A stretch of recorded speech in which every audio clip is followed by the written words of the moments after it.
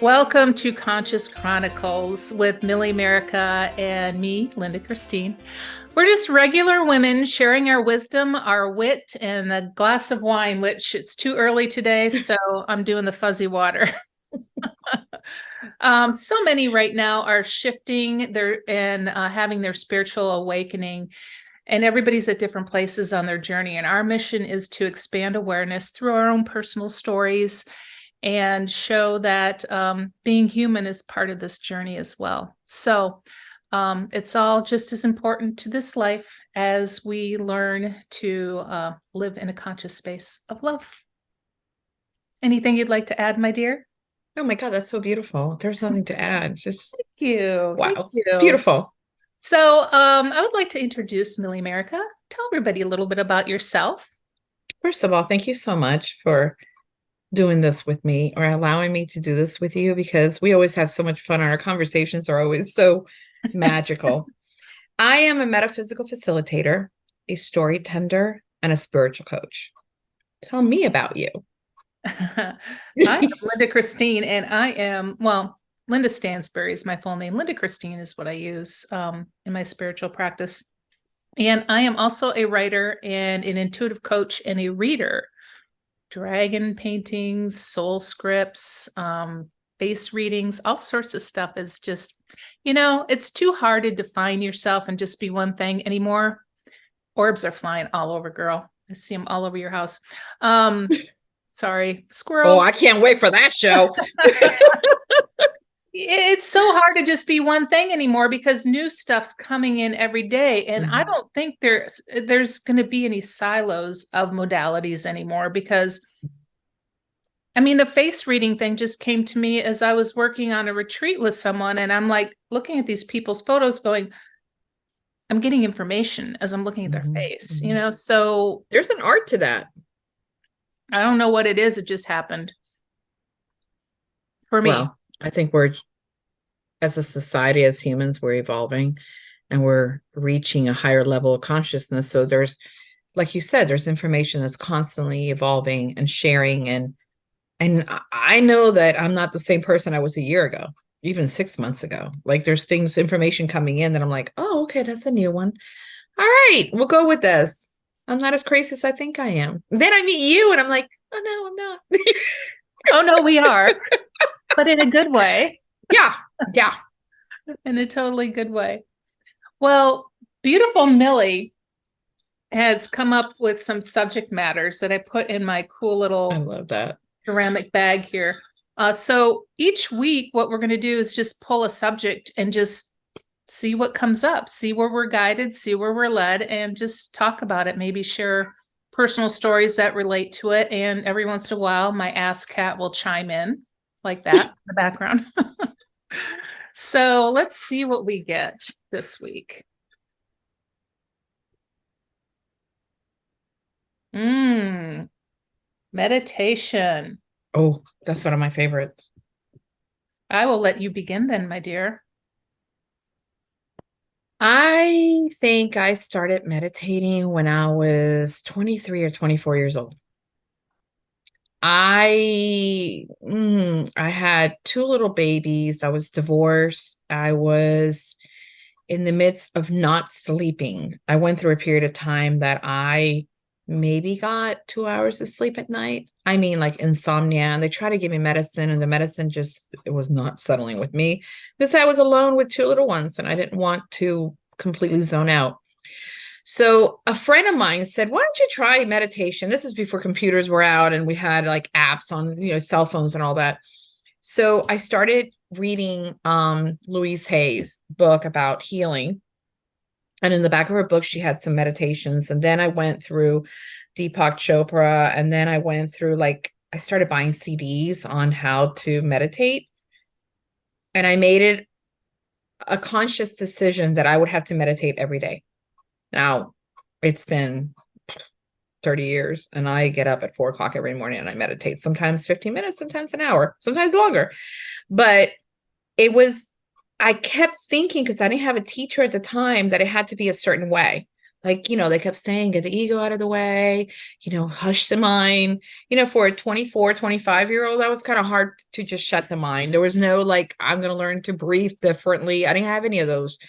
Nowadays, you can pick up any app or you can go on YouTube or you can learn from just about anywhere that there are so many ways to meditate. For me, it was literally just sitting there in silence, and whatever came to visit, and I would entertain it for a minute and then move it along the way. And even now, it's become a part of like, what messages are you trying to tell me? My angels, my guides, my ancestors. It's not just releasing the anxiety or the worries or the depression or whatever is going on in my mind. It's actually opening up a portal, a space, a time, a sacred space for me to actually really connect to spirit. That's the way my meditation goes. And it ranges. I could literally leave my body and go into another dimension, or I can just be there and soften my gaze and soften my heart and soften anything that's hurting or bothering me. It's not a one size fits all. So when people say about meditation, I'm like, you can meditate anywhere. I told you about my SHIT meditation that I tell my clients. I don't know, we shouldn't say that. Share. Oh, you should share. You should definitely share. I tell a lot of times I work with people and they're like, oh, I don't have time to meditate. And I always go, do you take a shit every day? And their look is like, yeah. And I go, well, then you got time to meditate, because this came as a download from my guides like a year ago. And the shit stands for shedding hostility and toilet. If you have time to sit there and scroll on on Facebook or social media, or just sit there and read, you have time to actually sit there, close your eyes. And as you are doing your business, you release anything that's holding you back, any anger, any resentment, anything. And it's actually not just releasing the toxicity from your body, but it's also releasing you energetically. Clean, get up, go about your day. You just meditated. If you have time to go take a shit, you definitely have time to meditate. That's all I'm saying. I mean, I love it. It's so perfect. It's so perfect. I am so impressed that you could do that at such a young age, because I just look at the space I was in my 20s and I'm like, no way, no freaking way. Yeah, but you probably did it in other ways. You probably walked, or you probably painted. I mean, meditation is different. It's not about just sitting. Oh, right. Yeah. Oh, I know. My meditation is my walking. I can't, if I sit and meditate, I can maybe go 10 minutes, but I am a kind of person that needs to move energy through me constantly. Mm-hmm. So I get that energy move through during my walk. And then I pull in the nature that's around me to bring me to that centered place of peacefulness.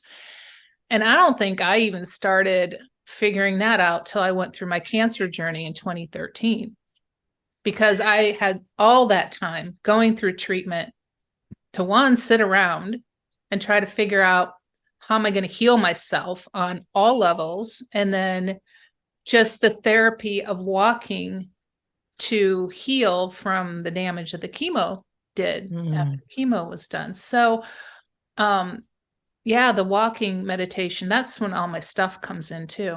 I mean, it's like the trees are the perfect antenna, and just bring it all in. It comes in quick too. So there are many different types, and no way is wrong. I mean, I feel that people who are creative are in a deep state of meditation. Somebody who's creating music or creating a piece of art or writing, because I know when I spent an hour writing, whether it's journaling or something, all of a sudden it's like I've lost track of time. And if you've lost track of time doing, whether it's walking or hiking, because I love hiking in nature also, if I lose myself in that space and I can't remember what I was even doing, you just meditated. I feel that people just, society has told people that you have to do it a certain way. You do it this way, or it's not that way, And the reality is, it's not just about sitting in Indian, in an Indian pose, or, sitting under, I mean, yeah, all that helps. I'm not saying, but I do my meditation either on my sofa or on my bed, and I am not sitting up half the time. I'm actually as relaxed as I can possibly get. And even in the middle of the night, if I'm having a rough night, I started meditation and I fall asleep, and that's okay. I just went to another dimension. I think we're so caught up in the way that spirituality is got to be this way, and all aspects or facets of spirituality have to be like this. And what works for you might not work for me. And I don't think we have the right to tell anybody you're doing it wrong, because the reality is, who knows how you're doing and where you picked it up from, you know? And who knows what's going to unfold in the coming Mhm. years too. I mean, Yeah. stranger things could happen. Um, yeah, it's kind of like that space when you're I love that space. You made me think of it when you talked about meditating in the middle of the night where you're just ready to fall asleep but you're still conscious to an extent. That's such a magical spot. I always try to hang on to that and make it last longer and I can't. Oh, older. Yeah, he's He's meditating too, right? You know, my 6-year-old pops on bed sometimes at 4 o'clock in the morning, and he'll see that I'm really quiet and he says, "Are you meditating?" I'm trying to.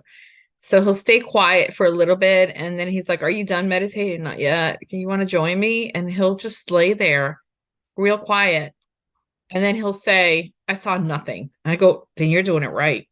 He's like, "Really? That's how?" I go, "If you saw nothing and you felt nothing and you saw nothing, you are doing it perfectly, because it's giving your brain a break from what's coming in the day." So he'll tell me, "I didn't have a good meditation because I had a lot of thoughts." And I'm like, that's still good. But for a 6-year-old to learn that he God. can actually sit there or lay there and not have to think and not have to feel anything, that's huge. I mean, I wish I had that at 6 years old. Oh, yeah. Well, some I don't believe it's happening in this country, but in some countries children do take time out of the school day to meditate. It's amazing.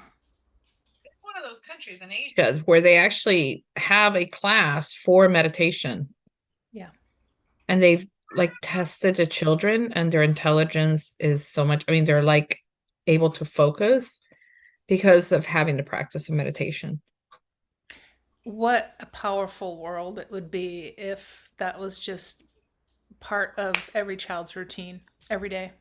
Things in school to start the day, let's do the Pledge of Allegiance, and now let's go into meditation. Like have 10 minutes of just allowing them to step into their bodies and into, the day.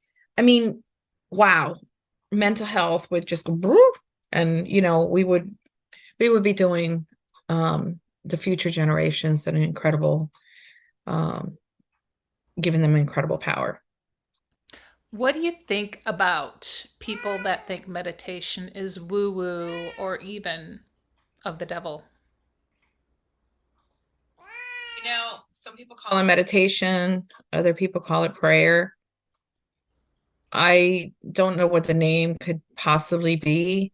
Linda, one of the things I think is, this is how I see meditation. Meditation, and the difference for me between meditation and prayer is that prayer is me asking and meditation is me waiting for the answer.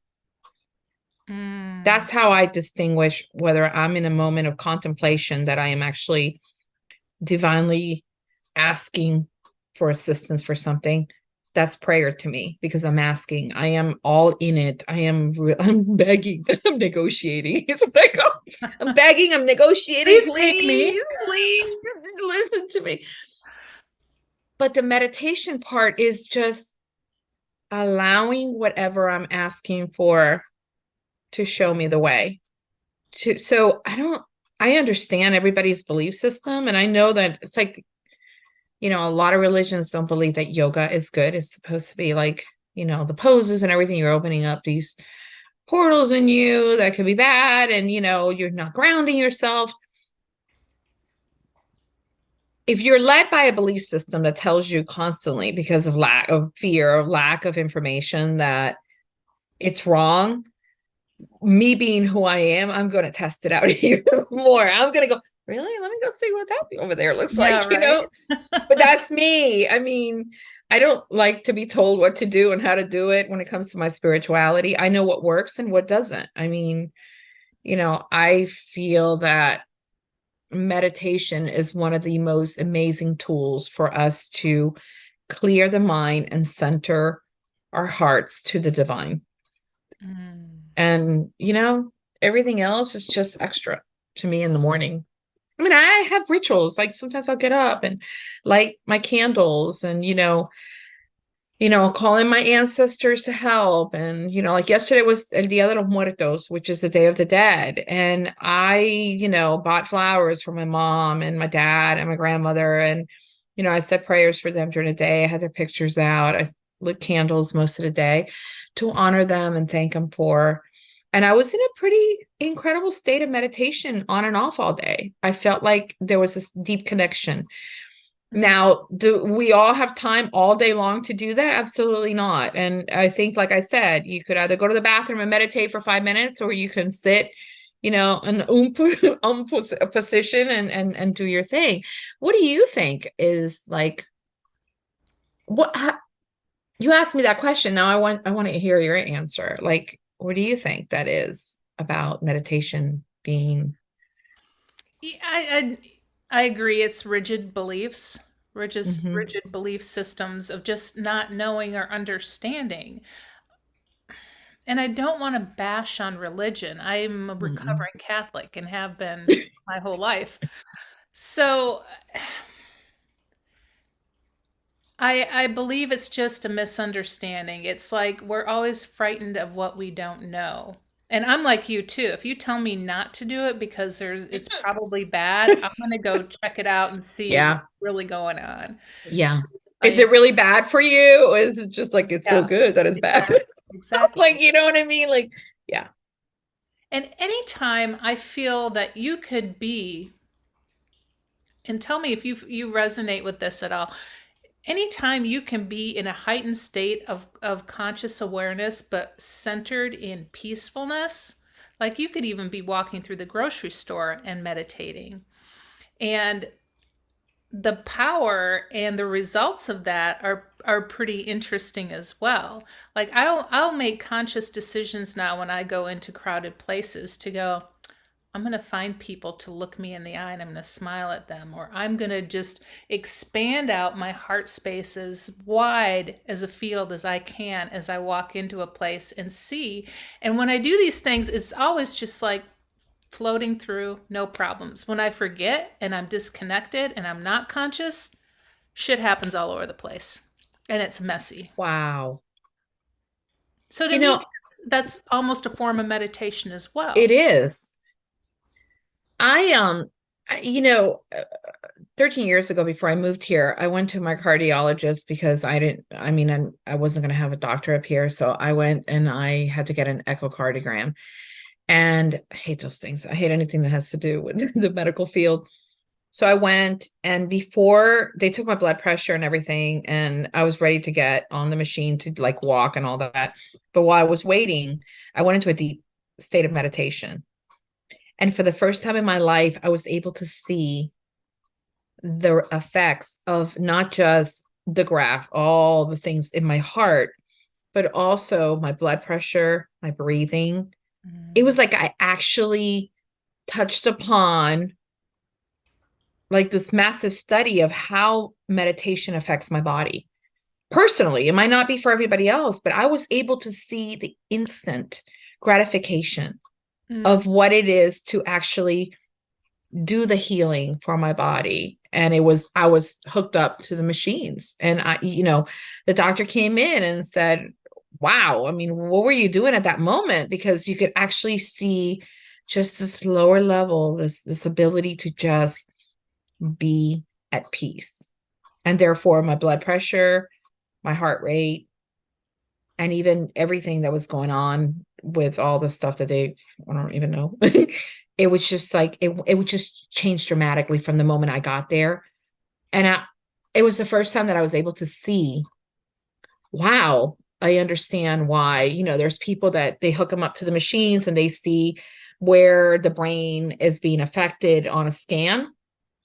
I would love to get that done. I would love to see like where my brain goes, like what shuts up and what lights up in meditation, because I know they've done these studies. I want to get it done on me. Like that to me would be fascinating because there's something shuts off and your spirituality, your spirit, us being, spiritual beings in this vessel in this human experience, the moment that you open up that antenna and you're able to connect, I have a feeling from what I see that everything physiologically in us changes. That's why it's so important, for me to tell people just go meditate 5 minutes, go clean your head out just for 5 minutes, because I've seen it, how it just changes the body. And I know you see. So as a seer, just what it would even do to the field around you. Everything would get kind of shored up and expand out. And then you're connecting that with other people that come into your field, right? I went to a spa here years ago after I graduated from college. My attorney and dear friend bought me a package to, it's one of the best spas in Nashville. It's called The Spa in the Omni Grove. Oh, I love And at the time, oh my God, it's beautiful. And at the time, they had this where before you got a massage, they would take an aura picture of your aura, Oh, right? And your field. And so you got to see it the before, and then you got to see it after the massage. It was drastic. It was your field, everything. I went in with red and like pain and whatever. When I left, I was lit and green and purple and blues, like my whole energy. And so if you think about not just the touch of being in, but the, like you said, when we're around other people, that's why you can walk into a place. And if you're not able to put a bubble around you or something, you start connecting to that negative energy. yeah. I mean, it happens all the time. It's just that we're unaware of it. Oh my God, why was I not feeling great? You know what I mean? Like when I go into Walmart, it's the only place that I will put my headphones on and I'll put soft music, because the energy in Walmart is so drastic that if I'm not in a place, a cocoon, I walk out feeling nauseous. And it's the only place that it does it. I don't know why. I don't know if it's the warehouse thing, but the prices in Walmart are cheaper than most places. So Oh, right. Like it feels like it because I try to avoid it, but I have to go there for some things. I'm in a hmm smaller town, so it's not like I have a hmm lot of options. So I go in there and it just feels like even the products are emanating just shit, dark energy. And it's like, oh, get me out of here. Yeah, but I think if you put on uh earphones on, like if I go in with the kids, I could see their personalities change drastically. Like it's like if it takes too long, yeah, I'd rather go alone. And I mean, I go with these things and I'm like, okay, I'm gonna put some music on. I go in, I do my business and get out. I've learned that for me, meditation is not just sitting in the morning, but is to meditate, is choosing a higher awareness of removing the humanness out of my day to be able to slow down anything that's around me. So I think there's many forms. We call it meditation. There might be a word for that. I just don't know it. I just. And a great place to start, because that was always the challenge for me. Like you said, the guided meditations are an excellent place to start. hmm My now husband and I actually went to a meditation class at this place. And this gal was great. She would lead us through all sorts of stuff. Sometimes I'd leave there in tears because so much was opened up for me. Most of the time, we would both leave there like we were stoned. We were just so chill and relaxed and elevated. And then we'd walk back into the house and the kids would just kind of bust up all that energy. But that's such a great place to start. And I keep getting the nudge this whole time, lead them through a guided meditation. So, Millie, would you like to start and I can finish? We can lead everybody through a guided meditation. wasn't expecting. And if you're not feeling it, that's fine too. No, I mean, I've led groups and you know, in retreats and guided meditation. I was just not expecting it right well, now. that's kind of like And how we're gonna do where's things the ding here. ding ding spa music I need in the background? I can do a little beat. Okay. All right. So, wherever you are, however you are, as long as you're not driving a car or doing a machinery, I want you to close your eyes. And And I feel free want you to to, toss it back to me whenever you want. yeah, okay. But And I no, want you to take deep breath, 3 deep breaths through your nose, hold it for a second or two, and then exhale. Do it again. You did it 3 times.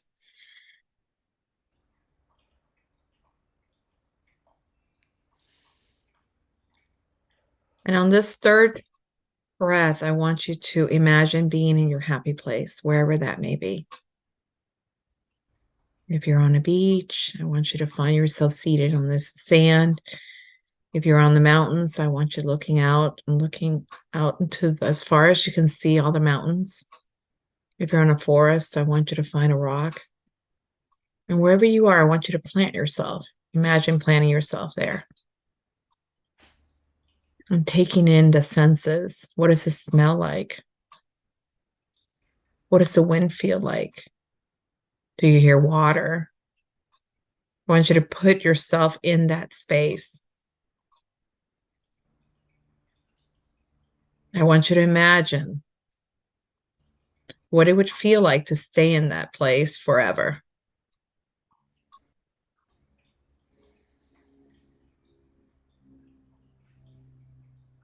What do you see as you're sitting there?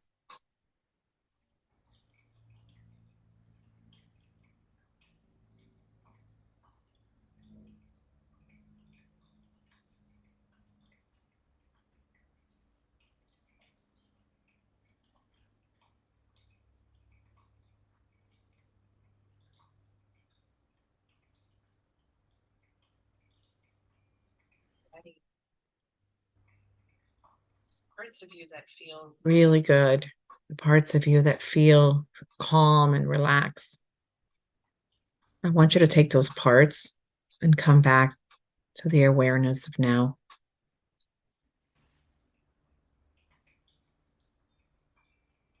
Just release the busyness around you.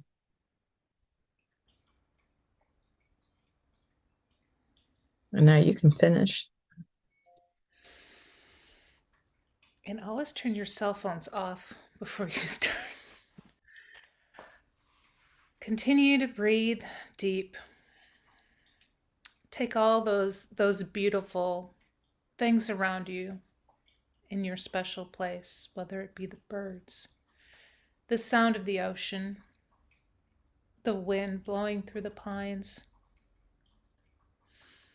Bring all those things into your heart space.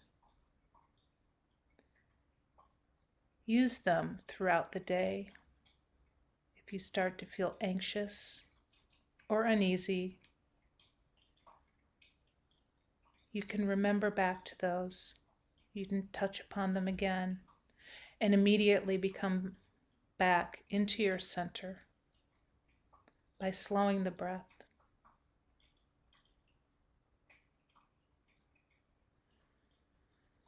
Now, before we close out, take 3 deep cleansing breaths.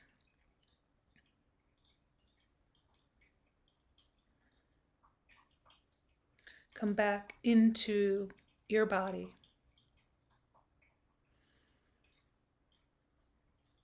Feel yourself connected to Mother Gaia. Feel yourself ease back into the comfort of your human suit. You are relaxed. You are peaceful. You are love. And may you carry this feeling with you throughout the rest of your day. And whenever you're ready, go ahead and open your eyes and come back. So beautiful. Mm. Just that little bit just Mm, feels so good. And it gets better the more you do it. mhm. I think that's the thing that you're not going to get it the first time around. Yeah, it's a continuous ritual and a continuous routine that once you do it over and over and over, it just becomes Mm. second nature. Well, my dear, we made it through episode 1, Yay! and we have more exciting stuff to come in the weeks ahead. I appreciate everybody for joining us here today, and we will post our information here in case anybody is interested in reaching out to either of us. Anything you'd like to add, my dear? Oh, this has been wonderful. Thank you. All these conversations are needed. I mean, I feel that they're just helpful. There's And beautiful there's nuggets of wisdom in all of it. Mhm. Absolutely. Mm. I All love right. you. I love you. I love you guys too. Bye, everybody.